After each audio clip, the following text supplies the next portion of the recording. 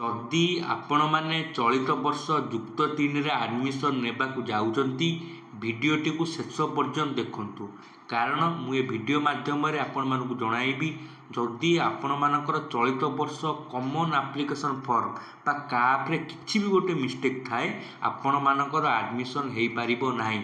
ଯାହା ବି ନିୟମ ଅଛି ମୁଁ ଆପଣମାନଙ୍କୁ ଜଣାଇବି ଏବଂ କହିବି ଯଦି ଆପଣମାନଙ୍କର ଆଡ଼ମିସନ୍ ହେବ ତା କିପରି ଆଡ଼ମିସନ୍ ହେବ। ଏବଂ ଭିଡ଼ିଓ ଆରମ୍ଭ କରିବା ପୂର୍ବରୁ ଆପଣମାନଙ୍କୁ ଅନୁରୋଧ, ଯଦି ଆପଣମାନେ PDF ମାର୍କେଟ୍ ଚ୍ୟାନେଲ୍ ନୂଆ ଅଛନ୍ତି ତାହେଲେ ଚ୍ୟାନେଲକୁ ସବସ୍କ୍ରାଇବ୍ କରିଦିଅନ୍ତୁ ଏବଂ ଆମ ଡେସ୍କ୍ରିପସନ୍ ବକ୍ସରେ ଆମ ଟେଲିଗ୍ରାମ ଚ୍ୟାନେଲ୍ ଲିଙ୍କ୍ ମିଳିଯିବ। ଆପଣମାନେ ଚାହିଁଲେ ସେଠି ଜଏନ୍ ହୋଇପାରିବେ ଏବଂ ସେଠି ଜଏନ୍ ହେବା ଦ୍ୱାରା ଓଡ଼ିଶାର ସମସ୍ତ ଏଜୁକେସନ୍ ଇନଫର୍ମେସନ୍ ଗୋଟିଏ ଟେଲିଗ୍ରାମ ଚ୍ୟାନେଲ୍ ମାଧ୍ୟମରେ ପାଇପାରିବେ ଏବଂ ତା ସହିତ ମୋତେ ସିଧାସଳଖ ପ୍ରଶ୍ନ ପଚାରି ପାରିବେ। ଦେଖନ୍ତୁ, ମୁଁ ଆପଣମାନଙ୍କୁ କହିଥିଲି ଯେ +3ର ଯେଉଁ ଆପଣମାନଙ୍କର ଆବେଦନ ଚାଲିଥିଲା ବା ଆପ୍ଲିକେସନ୍ ଚାଲିଥିଲା, ଆବେଦନ ସରିସାରିଲା ପରେ 2 ଦିନ ସମୟ ମିଳିଥିଲା କାପ୍କୁ ଏଡ଼ିଟ୍ କରିବା ପାଇଁ। ଯଦି ଆପଣମାନଙ୍କର ଆପ୍ଲିକେସନ୍ ଫର୍ମ ବା କାପ୍ରେ କିଛି ଭୁଲ ଥିଲା, ଆପଣ ଆବେଦନ ସରିବାର 2 ଦିନ ପରେ OTP ମାଧ୍ୟମରେ ତାହାକୁ କରେକ୍ସନ୍ କରିପାରୁଥିଲେ। ଯେଉଁମାନେ ଆବେଦନ ବେଳେ ବା କମନ୍ ଆପ୍ଲିକେସନ୍ ଫର୍ମ ଆବେଦନ ବେଳେ କିଛି ଭୁଲ କରିଥିଲେ, ସେମାନେ କରେକ୍ସନ୍ ଡେଟ୍ରେ ତାହାକୁ କରେକ୍ସନ୍ କରିନେଇଥିଲେ। ତଥାପି ଏମିତି ବି କିଛି ପିଲା ରହିଯାଇଥିଲେ ଯେଉଁମାନଙ୍କର ଅଜାଣତରେ ସେମାନଙ୍କର କମନ୍ ଆପ୍ଲିକେସନ୍ ଫର୍ମରେ ଭୁଲ ହେଇଥିଲା ଏବଂ ଭୁଲ ହେବା ଦ୍ୱାରା ଯେଉଁମାନଙ୍କର +3 ଫାର୍ଷ୍ଟ ସିଲେକ୍ସନ୍, ଆପଣମାନେ ଜାଣିଛନ୍ତି ଯେ +3 ଫାର୍ଷ୍ଟ ସିଲେକ୍ସନ୍ ଆସିସାରିଛି ଏବଂ ତା'ର ଆଡ଼ମିସନ୍ ମଧ୍ୟ ସରିସାରିଛି। କିଛି ପିଲାଙ୍କର +3 ଫାର୍ଷ୍ଟ ସିଲେକ୍ସନ୍ରେ କଲେଜ ସିଲେକ୍ସନ୍ ଆସିଥିଲା ଏବଂ ସେମାନେ ଯେତେବେଳେ ନିଜର ଡକୁମେଣ୍ଟ ନେଇଗଲେ ଆଡ଼ମିସନ୍ କରିବା ପାଇଁ, ଆଡ଼ମିସନ୍ ସମୟରେ ଡକୁମେଣ୍ଟ ମିସ୍ମ୍ୟାଚ୍ ହେଲା ବା ଆପଣମାନଙ୍କର ଯାହା ବି ଡିଟେଲ୍ସ ଅଛି ତାହା କମନ୍ ଆପ୍ଲିକେସନ୍ ଫର୍ମ ବା କାପ୍ ସହିତ ମେଳ ଖାଇଲା ନାହିଁ, ଯାହାଦ୍ୱାରା ସେମାନଙ୍କର ଆଡ଼ମିସନ୍କୁ ରଦ୍ଦ କରିଦିଆଗଲା। ଦେଖନ୍ତୁ, ଯଦି ଆପଣମାନଙ୍କର କମନ୍ ଆପ୍ଲିକେସନ୍ ଫର୍ମରେ ଏମିତି କିଛି ମିଷ୍ଟେକ୍ ଅଛି, ଆପଣମାନେ କ'ଣ କରିବେ ମୁଁ ଏ ଭିଡ଼ିଓରେ ଆପଣମାନଙ୍କୁ ଜଣାଉଛି। ଦେଖନ୍ତୁ, ଆପଣମାନେ ଯେଉଁ ପେଜ୍ ଦେଖୁଛନ୍ତି ଏହା ହେଉଛି ଆପଣମାନଙ୍କ ଇନଫର୍ମେସନ୍ ବୁଲେଟିନ୍, ଯେଉଁ ଆପଣଙ୍କ +3ର ଯେଉଁ ସୂଚନା ପୁସ୍ତିକା ଅଛି ସେ ପୁସ୍ତିକାର 12 ନମ୍ବର ପଏଣ୍ଟକୁ ଆପଣମାନେ ନଜର ରଖିବେ। ମୁଁ ପଢ଼ି ଆପଣମାନଙ୍କୁ ଡିଟେଲ୍ସ ବୁଝାଇ ଦେଉଛି। Higher Education Institute by HEI shall not allow admission under specific situations such as mismatch in secure and maximum mark, reservation category details, weightage details, complete mismatch of student details। ଦେଖନ୍ତୁ, ଯଦି ଆପଣମାନଙ୍କର common application form ବା କାପ୍ରେ କିଛି ବି mismatch ହୁଏ, ଦେଖନ୍ତୁ ଆପଣମାନେ suppose ଆପଣମାନଙ୍କର +2 marksheet ନେଇକି ଯାଇଥିଲେ, ଆପଣ ଯେତେବେଳେ ଆବେଦନ ହୋଇଥିଲା +2ର ମାର୍କ ମଧ୍ୟ ଆପଣଙ୍କୁ ଦିଆଯାଇଥିଲା, ଯଦି ସାର୍ଟିଫିକେଟ୍ରେ ଥିବା ମାର୍କ ଏବଂ ଆପଣମାନଙ୍କ କମନ୍ ଆପ୍ଲିକେସନ୍ ଫର୍ମରେ ଥିବା ମାର୍କ ବିଷୟରେ କୌଣସି ଡିଫରେନ୍ସ ଆସେ ବା କୌଣସି ବି କିଛି ମିସ୍ମ୍ୟାଚ୍ ହୁଏ, ତାହେଲେ ଆପଣମାନଙ୍କର ଆଡ଼ମିସନ୍ ହୋଇପାରିବ ନାହିଁ। ମୁଁ ଆପଣମାନଙ୍କୁ କହିଥିଲି ଯଦି ଆପଣଙ୍କ ସାର୍ଟିଫିକେଟ୍ ସହିତ ଫର୍ମର ମେଳ ଖାଇବ ନାହିଁ, କଲେଜ ଆପଣମାନଙ୍କୁ ଆଡ଼ମିସନ୍ କରାଇବ ନାହିଁ। ଏ ତ ଥିଲା ଯଦି ଆପଣମାନଙ୍କର ଆଡ଼ମିସନ୍ ବେଳେ ମାର୍କର ଯଦି କିଛି ମିସ୍ମ୍ୟାଚ୍ ହେଉଛି। ତା ସହିତ ମୋଷ୍ଟ ଇମ୍ପୋର୍ଟାଣ୍ଟ, ପିଲା ଏ ମିଷ୍ଟେକ୍ ସବୁବେଳେ କରନ୍ତି ଯେ ରିଜର୍ଭେସନ୍ କାଟାଗୋରୀ ଡିଟେଲ୍ସ। ପିଲା କ'ଣ କରନ୍ତି, ତାଙ୍କ ପାଖରେ ସାର୍ଟିଫିକେଟ୍ ନଥାଏ। ସପୋଜ୍ ଜଣେ STରେ ଅଛି, ଜଣେ SC ଅଛି, ST SC ଏଇ 2 କାଟାଗୋରୀ ଆପଣମାନଙ୍କୁ ରିଜର୍ଭେସନ୍ ଦେଖିବାକୁ ମିଳିଯାଏ କିମ୍ବା ଆପଣ PW କାଟାଗୋରୀ ବି ନେଇପାରିବେ। ଏ ବିଭାଗରେ ଆପଣମାନଙ୍କୁ ରିଜର୍ଭେସନ୍ ମିଳେ ଯେ ଏତିକି % ରିଜର୍ଭେସନ୍ ପିଲାଙ୍କ ପାଇଁ। ଯେ ପିଲା କ'ଣ କରନ୍ତି, ତାଙ୍କ ପାଖରେ ଉପଯୁକ୍ତ ସାର୍ଟିଫିକେଟ୍ ନଥାଏ ବା ପ୍ରମାଣ ନଥାଏ, ସେମାନେ ମିଷ୍ଟେକ୍ରେ ହେଉ କିମ୍ବା ଜାଣତରେ ହେଉ ସେମାନେ ST କିମ୍ବା SC ଚୁଜ୍ କରିଦିଅନ୍ତି, ଯାହାଦ୍ୱାରା ସେମାନଙ୍କୁ SC ST କୋଟାରେ ଆଡ଼ମିସନ୍ ମିଳିଯାଏ। ଯେତେବେଳେ ଆଡ଼ମିସନ୍ ହୁଏ ସେତେବେଳେ କଲେଜ ଆପଣମାନଙ୍କ ପାଖରୁ କାଷ୍ଟ ସାର୍ଟିଫିକେଟ୍ ମାଗେ, ଆଜ୍ ଏ ପ୍ରୁଫ୍ ବା ଆଜ୍ ଏ ପ୍ରମାଣ ଆପଣମାନଙ୍କୁ କାଷ୍ଟ ସାର୍ଟିଫିକେଟ୍ ମାଗେ।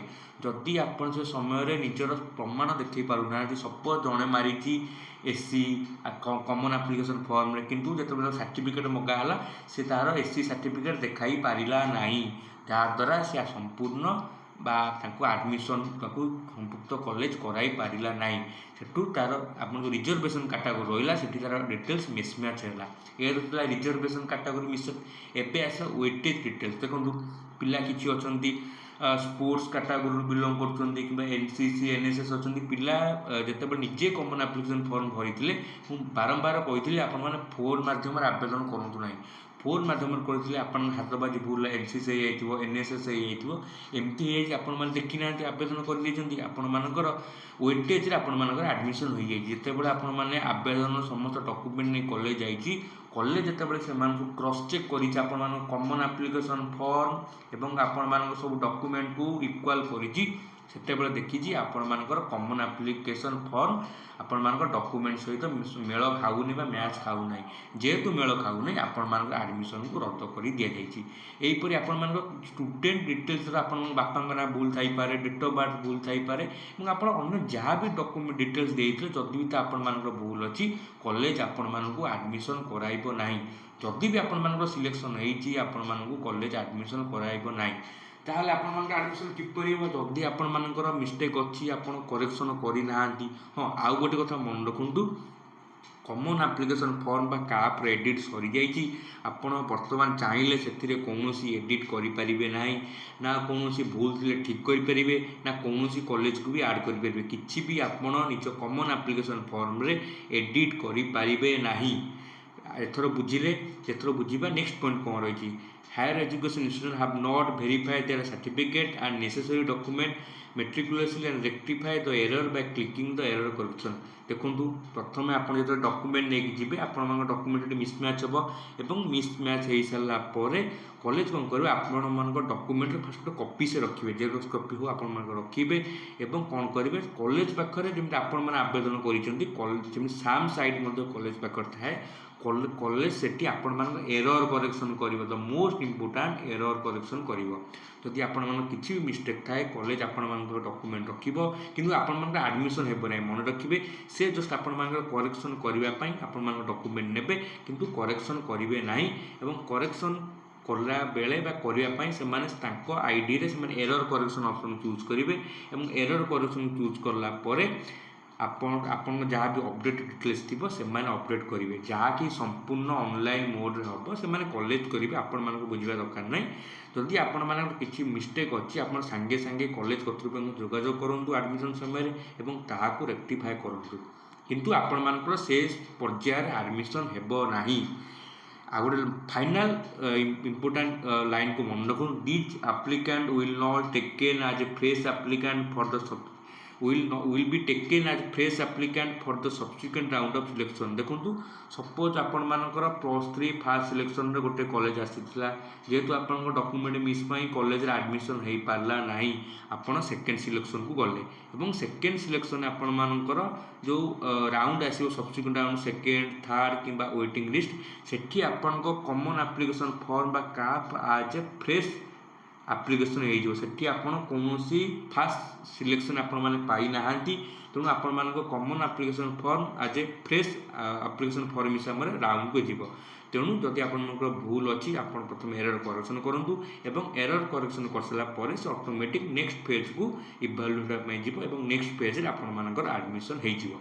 आशा करे भिडियोटी आपण भल लगी जदि भिडियोटी भल लगी चैनल को सब्सक्राइब कर दिंतु और आम डिस्क्रिप्शन चैनल डिस्क्रिप्शन बॉक्स जाई आम टेलीग्राम चैनल जॉइन हो जातु। धन्यवाद।